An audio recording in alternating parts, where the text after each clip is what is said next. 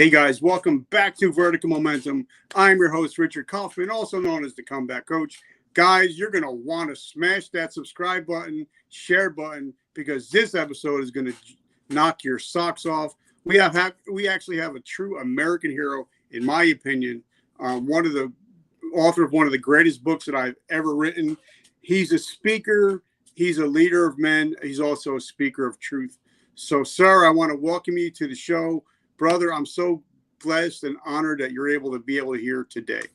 Thanks for having me on, Richard. I'm really excited to talk to you and your audience. Oh, like I said, I'm truly amazed. And I got to put this out there, guys. I was an Army National Guard, Army guy. I've always loved the Marines. I always loved, first of all, you guys got the best uniforms ever, hands down. But I also love the creed that there's no such thing as an ex-Marine. Once a Marine, always a Marine. And I love that mentality. So if you guys are Marines out there, I love y'all. So, Stu, give us a little bit about yourself. Tell us a little bit about your background and tell you a little bit about, what you got going on today. Yeah, sure. So Stu Scheller, Marine infantry officer of 17 years, been to Iraq, been to Afghanistan, bunch of deployments, commanded at platoon commander, company commander, battalion commander level. Master's in military science, undergraduate in accounting. And I was thrust into the media when I made a social media post demanding accountability of my senior military leaders about a year ago. Went through a series of escalating events that resulted in my imprisonment, court-martial, and resignation from the Marine Corps. Got out, did a bunch of media, and then wrote a book called Crisis of Command that came out last week. Book's doing really well. It's number 6 AP Associated Press bestseller. It came out in the Wall Street Journal as number 7 for nonfiction books. So it's selling. It's doing well. Been doing book signings, and that's kind of where I'm at right now. So what made so where'd you grow up and what kind of little kid were you and what made you want to join the Marines? I grew up bouncing around the Midwest as my dad kind of climbed the corporate ladder of his profession. He was a corporate insurance salesman. So from 1st to 7th grade, I was in St. Louis, Missouri. Grew up on a farm, horses, chickens, all that. But, we had a farm, but we didn't rely on the farm for sustenance. My dad was a corporate businessman. We had it more really just for fun and child labor, if you will. And then I, in 7th grade, moved to Cincinnati, Ohio, which is where I ended up going to high school and college. And played soccer, was an athlete, baseball, all the sports. But soccer became really my passion. He got a full ride down in a small school called Cumberland College in Eastern Kentucky. Yep. Played 2 seasons there, and then I transferred back to the University of Cincinnati, and I finished out my degree there. I didn't have aspirations to join the military until I got out of college, graduated, was a young professional working, and just was feeling like I wasn't doing much with my life. I was still young and hungry to go experience things, and the war was hot and heavy then. It was 2004. Marines were going through Fallujah.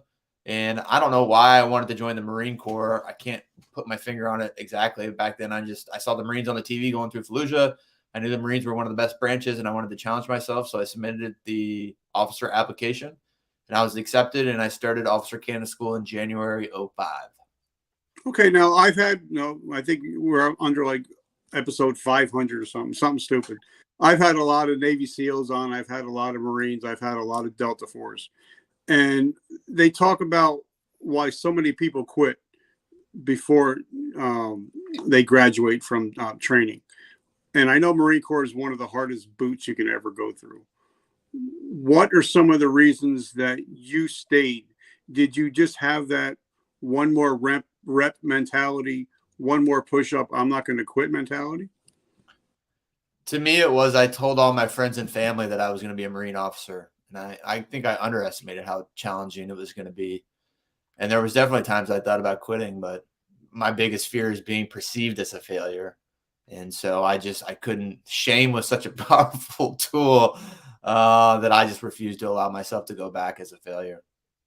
So now when you graduated and you get into the big Marines, and like for me, I've always, for some reason, they always put me on the lieutenant colonel's tanks or the colonel's tanks. So I was always with the colonels and the lieutenants. And it seems to me the lieutenants that were the most successful are the ones that actually listened to the sergeant majors and the upper ranks instead of trying to fight them and say, listen, this is my way, my way. So what was your experience like? Did you kind of do that? Yeah, I mean, in any organization, people that are humble and can listen and be taught are the ones that be successful. So that, I don't think that's even just military specific. And when you go in as a young officer, the people with the experience are the senior staff and COs. And so any young officer that goes in there and thinks that they know everything, they're destined for failure, right? I mean, you can see that coming a mile away. So I think I always understood that. Like, you can't go into any organization and not be humble. I mean, if you're a new corporate boss, I'm sure you got hired as the boss because you were very successful in other places, but there's a ton of details in a new organization that you're not going to know. So if you go in there and pretend like you got all the answers and you aren't humble enough to take feedback from all the junior employees or the employees that have been there longer than you, even though you might be the boss, you're not going to be as effective. And so I think that's just kind of a basic leadership thing, is humility, which is funny. The Marine Corps, all their leadership traits and principles, it's JJ did tie buckle, and I can go through all of them, but humility is not in there. And quite honestly, humility is probably one of the most important characteristics in leadership. And the other one that's not in there is listening, right? Humility and listening are probably two of the most important leadership qualities. They're just not often talked about. I totally agree. And I love that. Now, a lot of times, like I said, I've always been on, it usually they start out as a second lieutenant, first lieutenant, and then they move up to captain and major. But it seems like the higher you get, the more you get away from remembering where you came from and forgetting your guys, and it becomes more of the corporate thing. So what is it like to go, go from being, like a first lieutenant, second lieutenant, moving up, but still trying to be in touch with the guys that are actually, carrying the weapons and kicking indoors? Yeah, so I was a regimental opso, and there is truth to that because we don't fight as regiments anymore, right? Everything is deployment of a battalion or smaller. And so as you graduate to the regiment, division, brigade level, you automatically get disconnected because you're not deploying like that. You're not fighting like that. So you literally place yourself in a staff removed from the military members where you work 18-hour days doing all this stuff. You're staying very busy, important things, but you, by the system, have removed yourself. And so it's 100% happens. Now, for me, like, I didn't realize how big the military was, because for me, I was always just a tank commander or gunner. So I only worried about my platoon. But when I got hurt and I lost my vision and I had to stay at camp for a couple of weeks, they put me in the TOC. And that's when I was realized, holy shit, there's a lot to know. It's a lot bigger than I think it is. The battlefield is a lot bigger than I think it is. So, but also there's sometimes you get, colonels, lieutenant colonels, they still remember, the basics of shit. And a lot of times, a lot of other officers, they would argue with them because, like, sir, this shit ain't going to work. It looks great on paper, but when you got feet on the ground, it's not going to work. Were you that kind of officer that just said, listen, this shit ain't going to work. We got to do something that's actually going to work, and we're not going to lose lives over? Yeah, I'd like to think I'm a truth teller. That being said, anyone that just tells their boss all the time, sir, you're an idiot, this isn't going to work, you don't make it very far. Yeah. So the system is built like that to weed out people that give candid feedback. And so, you could be one of those guys that's like, I'm not a yes man, I always tell them how it is. Well, okay. You don't get very far by doing that. So you got to be smart enough to know every boss asks for honest feedback, but every boss has a different threshold for what that is. So you have some bosses that you can be that honest broker all the time, and they appreciate that. There's others that if you disagree with them once in a public setting, they're going to pull you aside and let you know that you veered off the path. And, if you get enough of those bosses that are very sensitive to the honest feedback, then they don't give you a good evaluation. You don't get promoted and you don't keep playing the game. And so that's why I kind of, in my book, I outline, I think we need to sever the tie between a boss needing to like you for a subjective evaluation. Because what should happen is that in a meeting, you give honest feedback and you may completely piss off that boss. But the boss looks at you and says, well, I can't do much because this guy in the performance simulator outperforms every single time. And yeah, he's angering me that he's like pushing back. But at the same time, maybe I should be learning from him and what he's saying because he's demonstrating just superior performance every time. And that's not how the system's built. So yes, I'd like to think I'm a truth teller, but I'll offer you that I'm emotionally intelligent enough to be able to navigate the system to get as far as I did, because there's times where you got to just shut your mouth. All right. Now, for me, like I said, I got the first time. I was not a very good soldier the first time. I actually got thrown out for being a drug addict and alcoholic. But they kept me for like 3 years because they knew that I was a shitty soldier when I was in garrison. But you put me in the field, I'm a field dog. You know, I'll do whatever you want me to do. I'll stay up 72 hours, whatever you want. I got you. And I feel that now that I'm seeing it, you know, talking to people as they get out of the military, it seems like there's not many field dogs out there. Everybody is just trying to get promoted, and they're more worried about being in the rear with the gear. You know what I mean?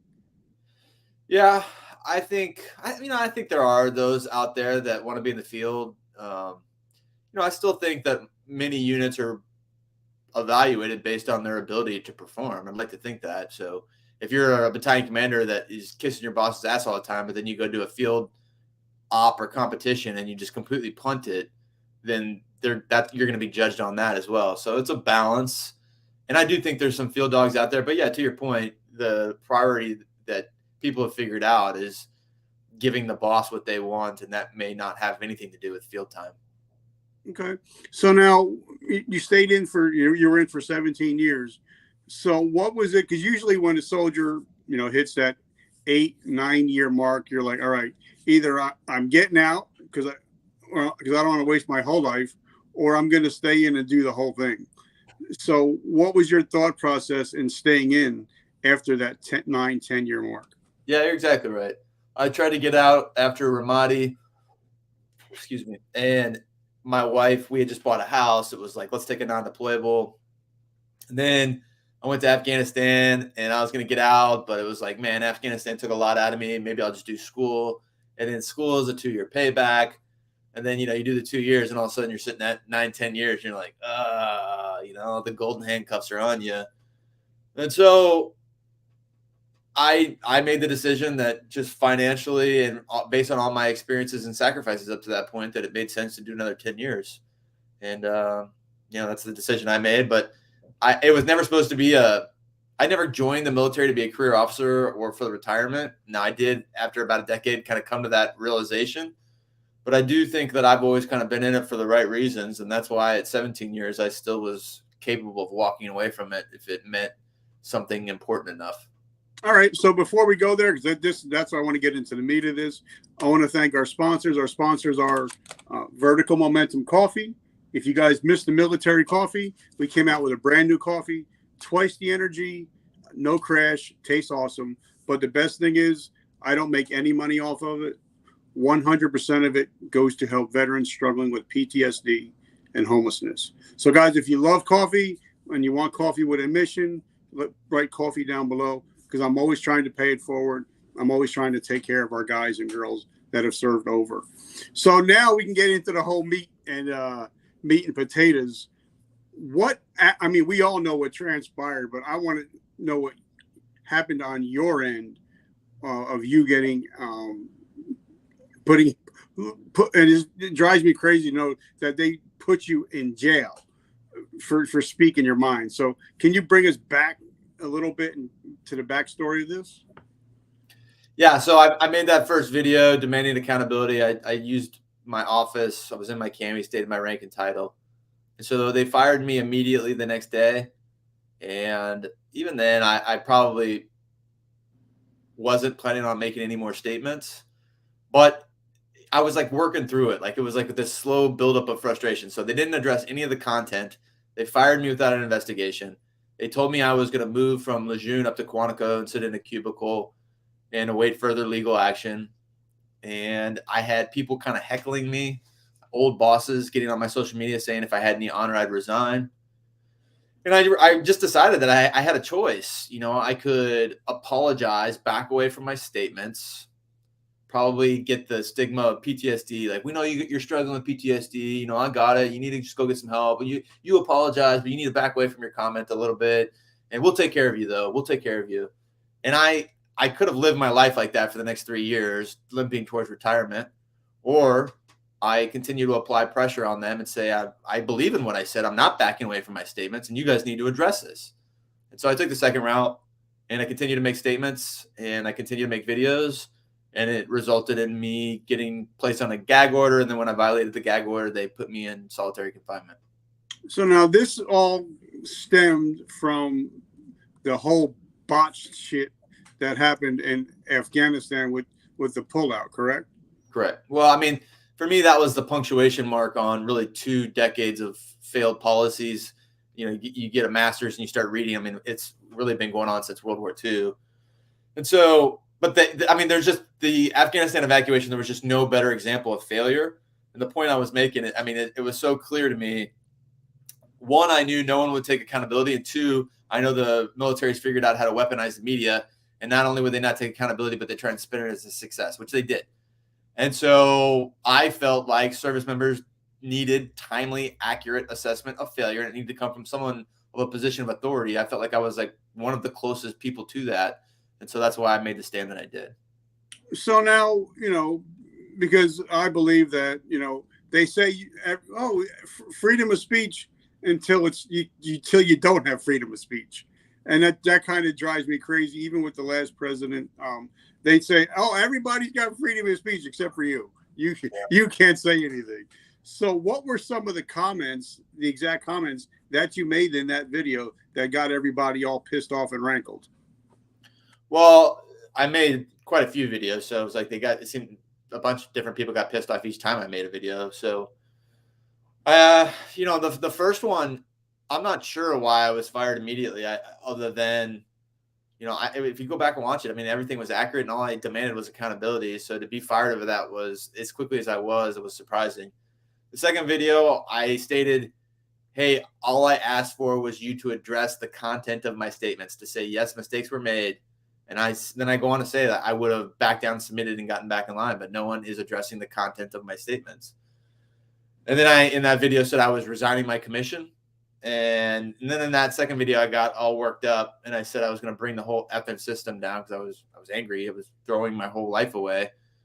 And, you know, so that one statement after it was like 10 minutes of video. Like if you go back and watch it, like most 9:55 of it is like solid content. But in that very end, I kind of got all angry. And so that one line was ripped. And, you know, I went back and clarified it in a constitutional manner, but no one reads the follow-up post. And so they then tried to paint me as suicidal and homicidal because I said I was going to bring the effing system down. And, you know, that wasn't the case. I was talking to my command, so I was mad about that. And then command directed a mental health evaluation. The doctor's like, you're not crazy. Let me go. And then it was just like this very tense situation between us. And then in the last video, I said I was going to prefer charges against General McKenzie because it's my legal right to do so. But they blocked that. You know, there's media like Task and Purpose coming out and saying that I can't do that, which is just factually wrong. And they had to retract that article about 2 weeks later when they actually fact checked it.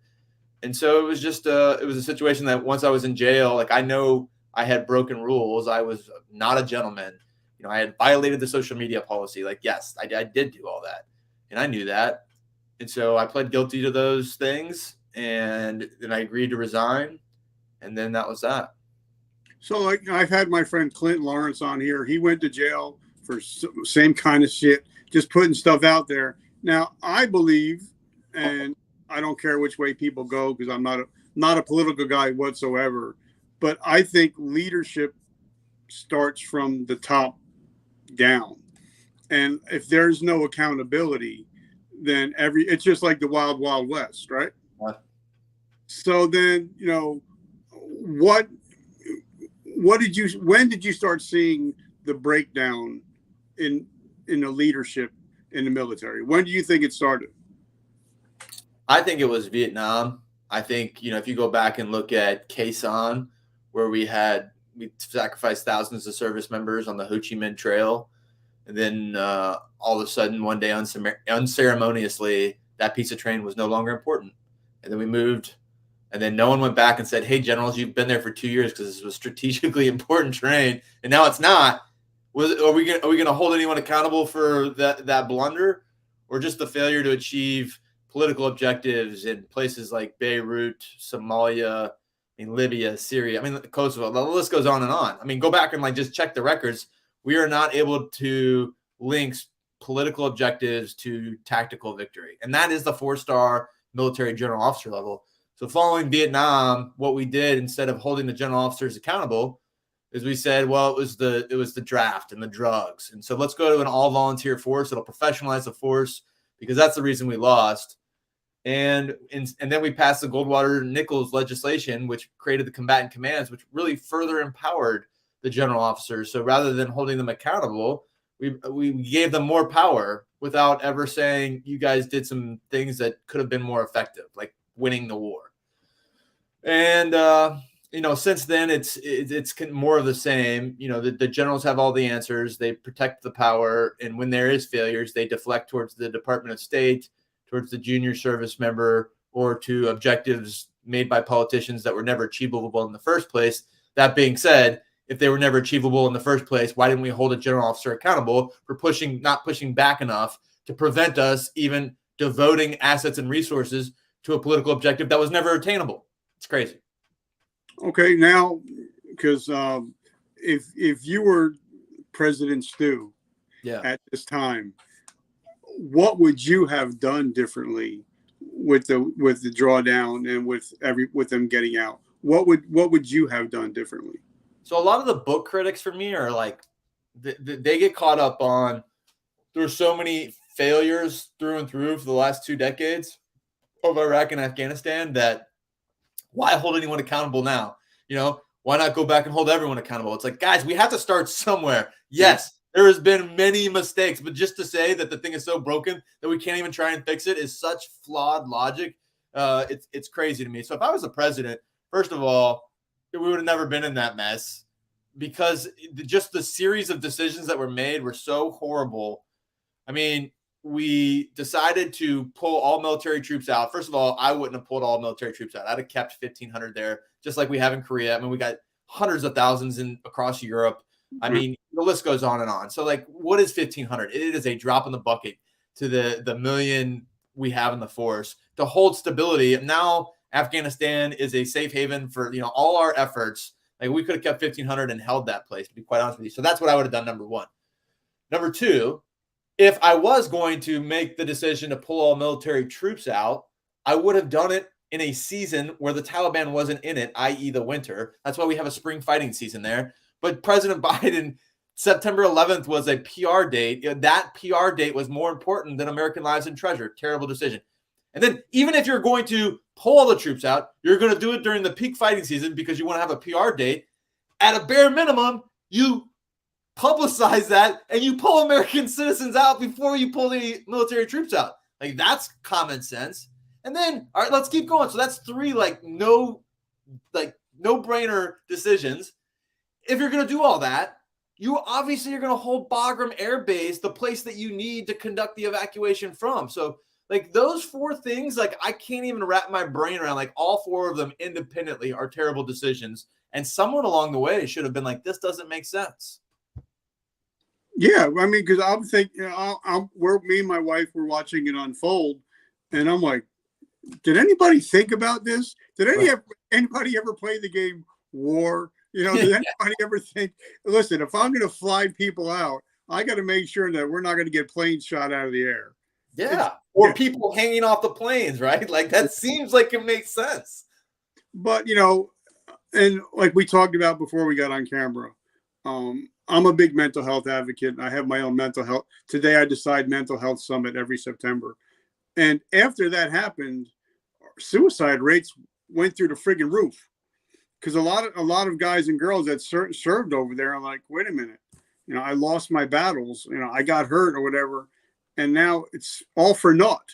It's for nothing, and we lost a lot of people, and that never got talked about. Is that something you've heard? It's also. I mean, that was some of the things I was saying from the beginning. When the Afghanistan evacuation was getting just punted, and it was starting to become obvious, and everyone was getting real upset, all the senior leaders started releasing statements trying to address it. So the Commandant of the Marine Corps released a white letter. The Pentagon released a white letter. And both of them essentially said, hey, if you're struggling, you need to go seek mental health treatment, right? And that actually made me much more angry because just going to get mental health treatment is one thing. But if senior leaders actually cared about service members' mental health, they would address the true source of their frustration, which is senior leaders not sticking up for the junior service member by having some type of coherent plan that would validate their sacrifices. And so that actually made me so much more frustrated. And I think when my mental health was challenged, that was another thing to say PTSD should never be a wave of a wand, like we excuse your actions because you have PTSD. Like, we should always be accountable to ourselves, to our peers. And so, yes, does mental health, is it out there, and do people experience it when they come back? Yes, they do. But my position is, we shouldn't treat ourselves as victims. Like, we're fighters, we're warriors, and we should always be fighting. But obviously the suicide rate is going to go up if we have senior leaders that can't be honest about what's happening. And then that's really the true source of people's helplessness. Yeah. Now, also, like I said, we have a lot of military people that listen to the show, and a lot of us, like myself, struggled when we transition out because, I got hurt on duty, and obviously, if you can't see, you can't shoot. We don't need you. So they medically discharged me, and that was the day I attempted suicide because, after 23 years of being Sergeant Kaufman, now I don't know who Richard is, and I no longer have a mission. I no longer have a career. I no longer have friends, people in the military, because like one of my friends talks about is once you step off base, the military doesn't give a shit about you. The phone stops ringing. So a lot of people, we just get lost and we don't know where to go with our transitioning. And I talked to one of the high level generals, and I'm not going to mention his name. And I said, you train us to go to war, but you don't train us to come home and fight the demons. So, what do you think about that? And what is your opinions on that stuff? Yeah, I think the first part of what you said, the military doesn't care about you. It's the people inside the military that cares about you. I mean, I think we all kind of come to that realization differently. So when you get out of the military, the organization isn't going to reach out to you. So hopefully you have friends and acquaintances that will stay in contact and check on you. The reality is, especially in the military, because we're so transient, going to the next duty station, you lose touch with guys, and that's just everyone's living their own life and caught up in their own bubble. So I guess one part of it would be make sure you're reaching out to those people that are getting out, because they can feel like they're on an island and isolated a little bit. But the other part of it is, there's individual accountability where if you need help, you need to be wise enough and mature enough to call some of those buddies that will listen to you. Because, all of us have 2 or 3 people we can call if the night's getting dark, and hopefully we all can network and get together and prevent some of those dark nights. I love that. Now, also, they say that if you want to lose your friends, get sober, go poor, or go to jail, and then you're going to find out who your real friends are. So, talk to us about that first. I like the get sober one. That's good. Well, I've been sober for now 33 years. So, and I've had a lot of people that we're friends with, and it's like crickets now. But But so talk to us about that day when they closed that cell, and you're sitting on the bunk, and you're like, "What the fuck just happened? Yeah, this is crazy." Well, I mean, I knew that they were probably going to do it. If you go back and look at that post where I violated the gag order, I was like, I'll see you Monday at 08, ready for jail, right? So I was baiting them, and I knew that they didn't have the legal ability to do it, but that they would probably overreact and lie, and they did. They put that I was a flight risk on the paperwork. So even though I was expecting it, I was still disappointed, if you will. It's like, will dad lie to me? Will dad mistreat me? And he did. When he does, even though you're kind of expecting it, it's still a disappointment. So yeah, when the cell door shut, at that point, you don't have contact with anyone, so you don't know who's going to support you or who's severing ties. But as the process drew out, the whole ordeal was something where I figured out who my real friends were for sure. Now, how long were you locked up? 9 days in solitary. And they put you in solitary. in solitary confinement. And I'm sure whatever jail you went to, I'm sure there were drug dealers and all these people, and you get put in, because all you're doing is talking.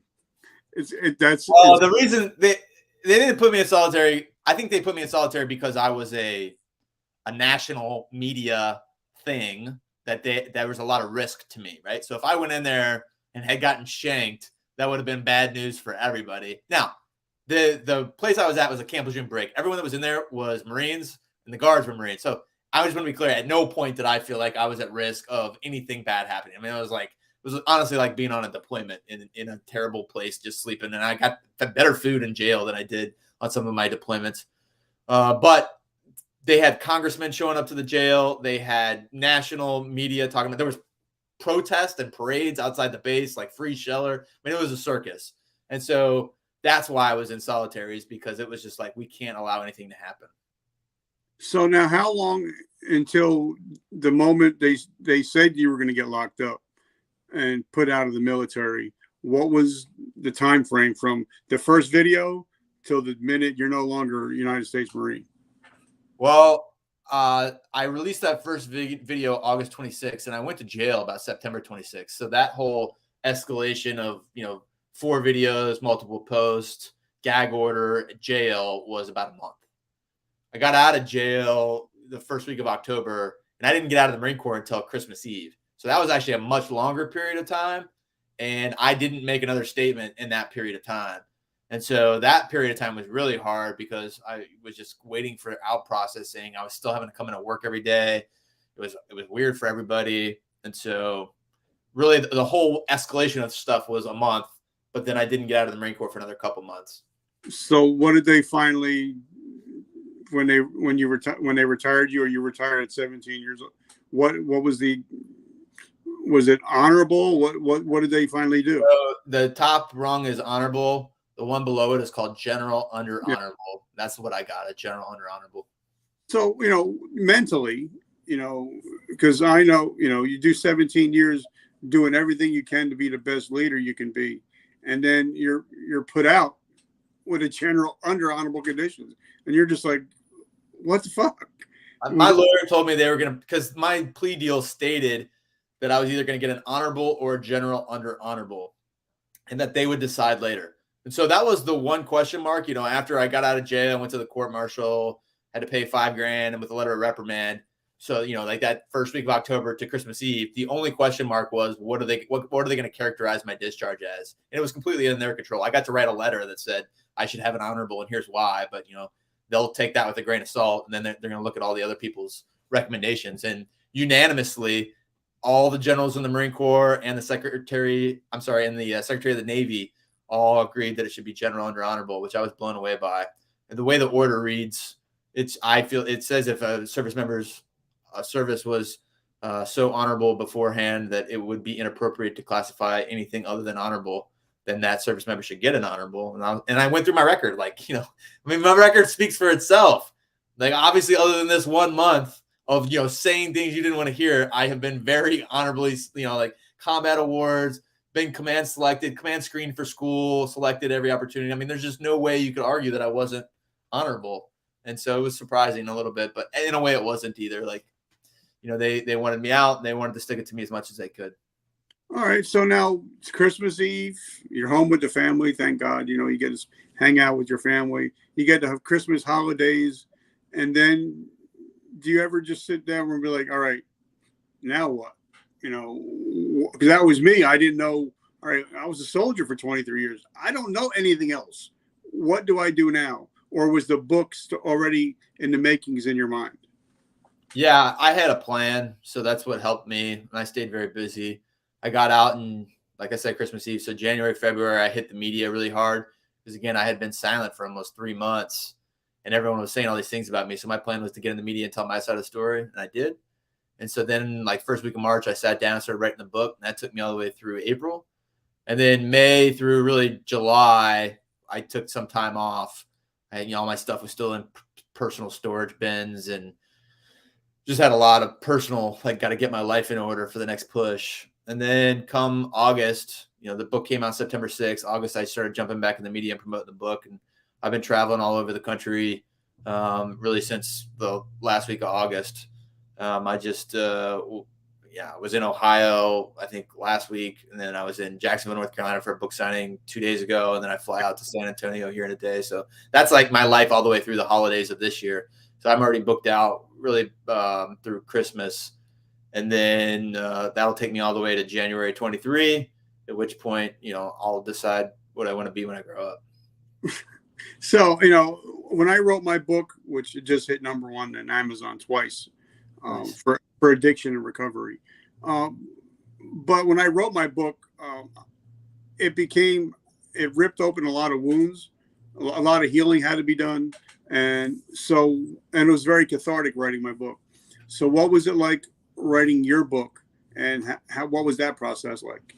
Yeah, you nailed it. I mean, in other podcasts, I've used those exact words. It was emotional and cathartic is how I describe it. And writing it is one thing, that's a cathartic process. But what was really hard for me was having to go back and reread it for editing purposes, like 15 times. And I even told my parents, it's like, I can't read this again. It's really starting to take an emotional and physical toll on me every time I read it. And so by the end of April, once the final edit was done, I didn't open it again until August. Like I had to just get away from it because it was, it's an emotional process for me. So, like I said, I'm reading it. I actually have it. I think I'm on my second or third iteration, just because I think it's an amazing book. And I love the leadership principles that you talk about. So in your mind, okay, well, before I even ask, I should have asked you the first question, but I totally forgot because I'm so excited that we're chatting. What is your definition of resilience? All right. So this is a good question. So I think there's a spectrum, and I think over here is being fragile. I think resilience is in the middle. And because there's not really a word, there's the guy that wrote a book on this named Talib. Over here is anti-fragile. And so I'll break down definitions of each of them. Being fragile means when there is something that applies pressure to the system, to your system, to the group, that it easily cracks and crumbles, right? And so you don't want to be fragile. Now, what does resilient mean to me? Resiliency is when pressure is applied to the system, you're able to withstand it.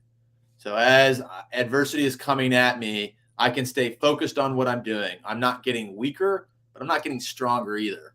I'm just able to withstand that pressure and keep doing what I'm doing. I think there needs to be a word that's stronger than resilience, because we don't want to just be resilient. We want to be anti-fragile, in my opinion. What is anti-fragile? Anti-fragile is when there's pressure applied to the system, you actually get stronger, or the group gets stronger and is able to take that adversity and turn it into strength. And so I try to live my life as anti-fragile, right? So as you're attacking me, I'm taking those arguments or how you're applying pressure on me, and I'm turning it into a strength.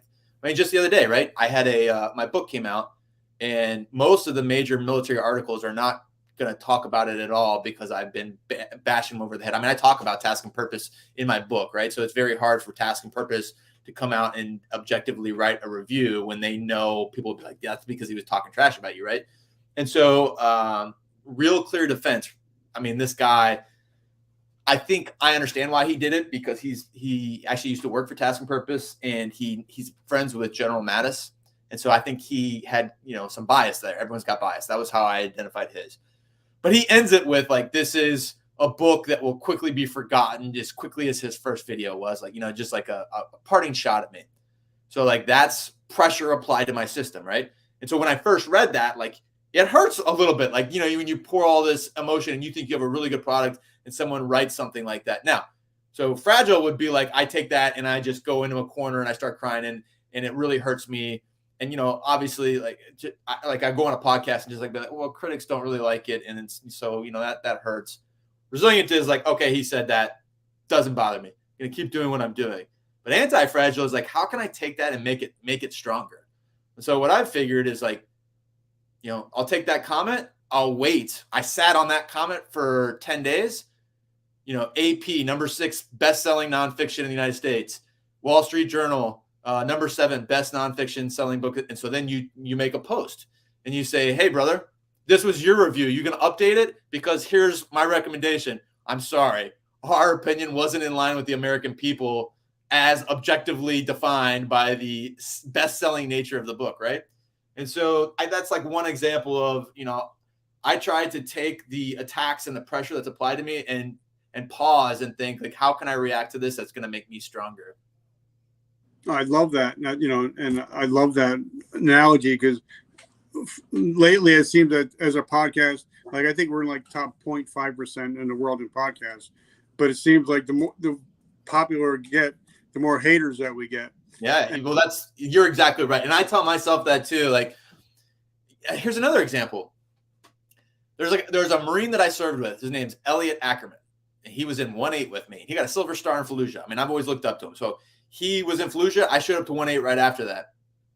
I get to 1-8 right after that, and he's this like Silver Star, senior first lieutenant. I'm a second lieutenant, and we went to the bars, all the lieutenants, and had some events. And so I got to know him. Good friend. He then goes on to MARSOC. MARSOC was different back then. It was in its infancy. I don't even think it was called MARSOC back then, but he goes to the nowadays MARSOC, does a couple more deployments, then he gets out. And he becomes an author, and he writes a bunch of books. And so, we've kept in contact. Now he writes a book on Afghanistan. It's called like The Fifth Act. And so if you go on Amazon, Elliot's book all says editor's choice, and you go to mine and it says bestseller, right? So that's it illustrates the difference. He's friends with all the editors.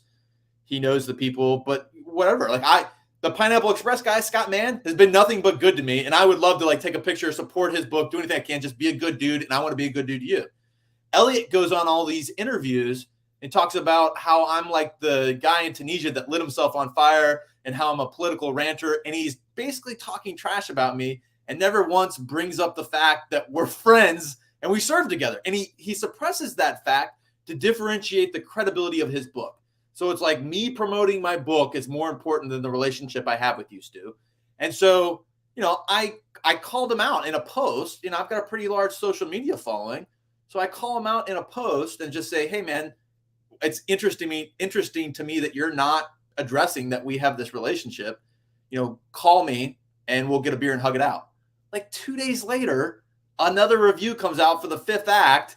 And then it's like, well, it's not like Stuart Scheller's ranting and raving. This is a very elegant, sophisticatedly written book. And it's like, yeah, sorry. A little bit of a rant there. And I get it, but like somebody, I put a post out the other day, and it was about why I started the podcast, and I'm trying to help veterans, and I get people just making smart ass comments, and I just write back to them. I'll say, like my friend Gary Vaynerchuk says, just kill them with kindness. It's like, God bless you. Yeah. It is what it is. I'd say, I guess the difference between my story and yours, like when it's the random hater, first of all, I don't know if it's a bot or a real person. So yes, in that situation, you kill them with kindness. But it's the story I just gave. Like, I mean, even when you get big, like your personal friends will go out of their way to try and like marginalize you. And that's what's really weird to me. And it goes back to our earlier conversation. You find out who your friends are. Success is one of those things we didn't mention that also you kind of figure out who your friends are. But also, I'm thinking now, say if you are at a conference and you guys step into the elevator, he's probably be like, hey, bro, how are you? What's going on? And you're like, bro, you just douched me for all this time. Now you want to be friends, because I believe I'm a big relationship guy. I believe in relationships. I believe in honesty and loyalty. I'm a big loyalty guy. And if somebody like that, how good can a person's good book be if they're not even loyal to their friends that they serve with? Right. That's why sometimes, like I said, I'm not a big political guy, but when years ago, when, shit happened with John Kerry and none of his friends showed up to talk and had his back, I was like, well, I guess that says more than anything about a person. So my last couple of questions is, we also have a lot of people that are in our show that listen to our show that are veterpreneurs. They're veteran entrepreneurs. And now, you have a book out.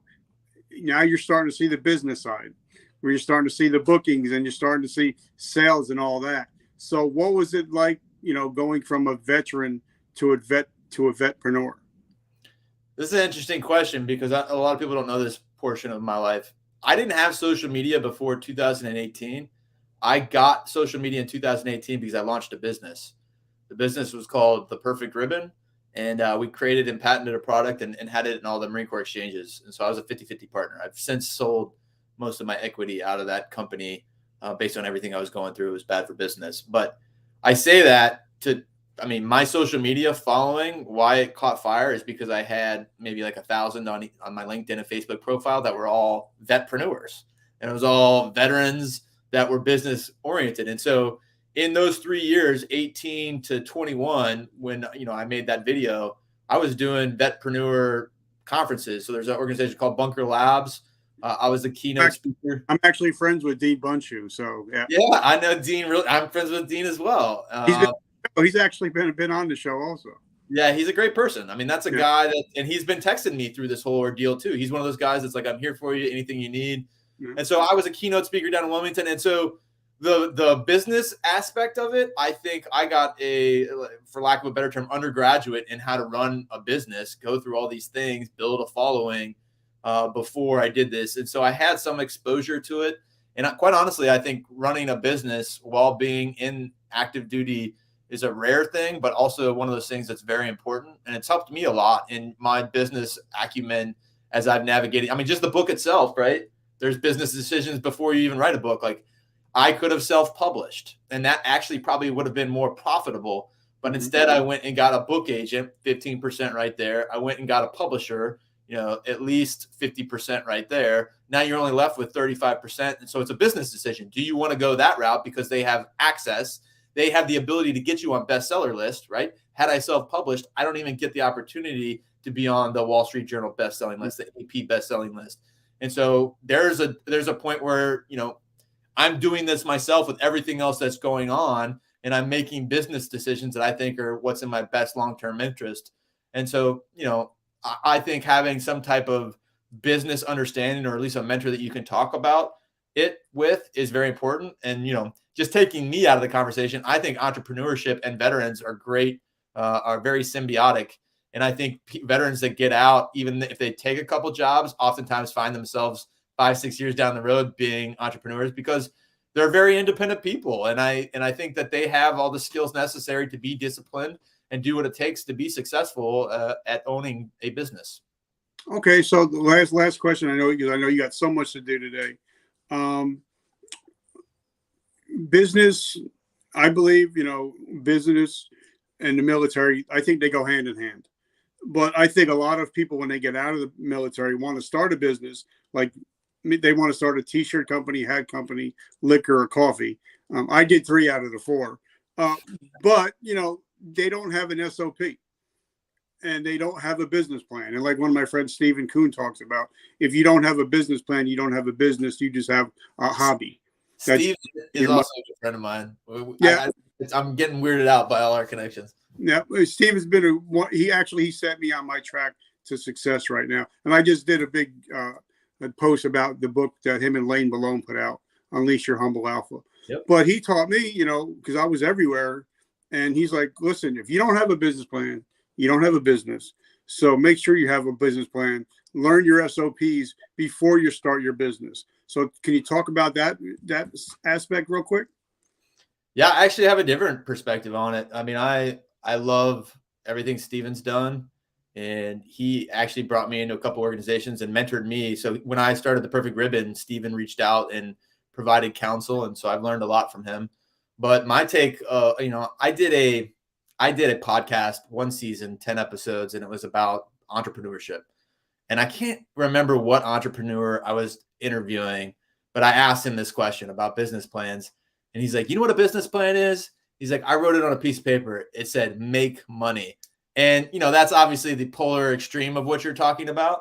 But I thought that was very insightful, and I wrote it down. And so the problem with business plans and entrepreneurship, when you have a young company, it changes so fast. What you don't want to be is paralyzed to the plan. And you have to be very flexible and adaptable. So if you are going to create a business plan, I think it needs to be flexible. And so when you're talking SOPs, to me, SOPs is for a large organization that needs the efficiencies. When it's just you and one other guy that's starting a painting business, like you probably don't need a ton of SOPs. That's stuff that you get as you grow. And as you grow, you need to start developing framework for it. So yeah, I do understand like the point you're making in terms of if you're starting a business, you need to have structure and a path to success. But I think if that comes at the cost of marginalizing you being flexible and just getting out there and going, and, you know, people can write, I'm writing my business plan for 2 years. Well, it's like, what have you been doing? Get out there and do it, make money, and then figure the rest out. And so there's a balance there. Yeah, I love that. You know, and one of my friends is John Lee Dumas. He's actually one of the biggest podcasters in the world. He's actually mentoring me. And that's something he also said. He's like, you know, it's one thing to plan something, but planning without action is worthless. That's right. So now tell us, you know, where do we find your book? How can we find your book? And how can we support your mission and what you got going? I actually seen a group on Facebook, Stu for President. I was like, yeah, I joined it. I was like, yeah. I love it. Yeah, so you can buy the book anywhere. Amazon is the biggest seller of books nowadays, but it's in all the Barnes & Noble Books A Million. You can buy it on those websites too. You can buy it on Target.com, Walmart.com. So really anywhere you buy books, you can find it. It's Crisis of Command.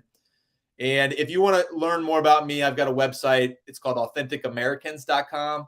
Authentic Americans is just essentially a brochure of me. I mean, it's got some things that I've written. It's got all my social media tied to the bottom. It's got all my network interviews. So it's got like 6 pages of interviews I've done if you want to watch some of those interviews. And, you know, I'm going to be out. My book signing schedule is on the Authentic Americans website if you want to see where I'm going around and signing. And then, you know, like I said, January 23, if and when I jump into politics, more will be released probably through the websites and my social media. Oh, cool. All right. So something that it struck me funny. One of my friends, his name is Dean Wegner.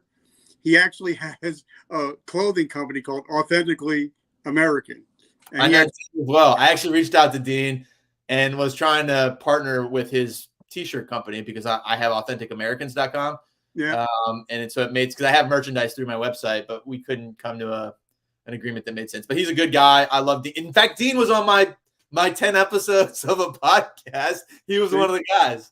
See, you know, everything is symbiotic. You never know who knows who. That's right. Still, I just want to say thank you so much. I know we had to reschedule a couple times, but thank you so much for taking the time and hanging out today. Absolutely, Richard. Hope you bring me back on, man. I love your show and your following, so hopefully I can come back. I love it. So, guys, make sure you get his book. Like I said, I'm in the 2nd or 3rd iteration. Make sure you pick it up.